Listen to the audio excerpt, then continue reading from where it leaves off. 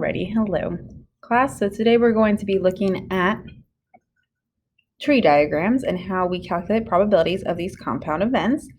And so let's go ahead and look at the problem below. It says that James goes to an arcade. He has one go on the teddy grabber and he has one go on the penny drop.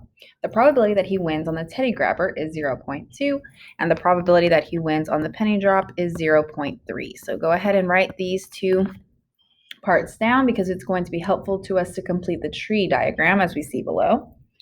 So let's first look at how many stages there are. Well, I see that there are two stages. So stage 1 is the teddy grabber and stage 2 is the penny drop because there are two games that he plays. So he first goes to the teddy grabber and then he goes to the penny drop. So if he is playing the teddy grabber, what are all of his possible outcomes? So I see that he can either win it or he can lose at the game. Great. So now if he moves to the penny drop next, what are the outcomes that he can then get for this game?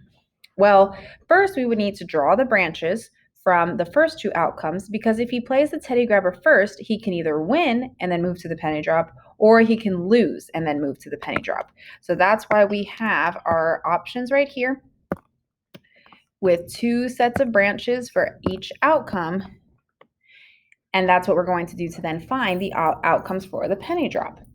So now that we have those branches extended from the first stage, we can see that all the possible outcomes listed are now either winning or losing. So we have our tree diagram drawn out. Let's go ahead and place the probabilities of each event below. So it said that the probability of winning the teddy grabber is 0.2, which I see here. And the probability that he wins on the penny drop is 0.3, which I see here. Well, what would that mean about if he loses? What would the probability be then if he loses? Well, if we are thinking about the probability of him winning as 0.2 for the teddy grabber, that is the same thing as 20%, right? So a 20% chance of winning. So then how would we figure out the percent of losing? Well, if our total is always 100%, I would subtract or take away to figure out what my percent of losing is. And since that is a percentage that we need to then convert to a decimal using Dr. P, I'm going to move it over 2 places to the left, and I see that the percentage of losing is 0.8.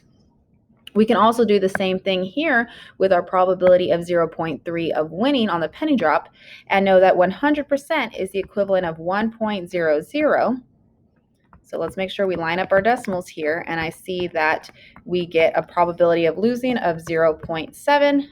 So everywhere there's a losing, I'm putting 0.7, and everywhere there's a winning branch, I'm going to put 0.3.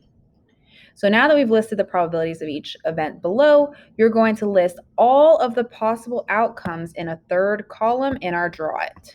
So we're getting ready to list all the possible outcomes here in our third row.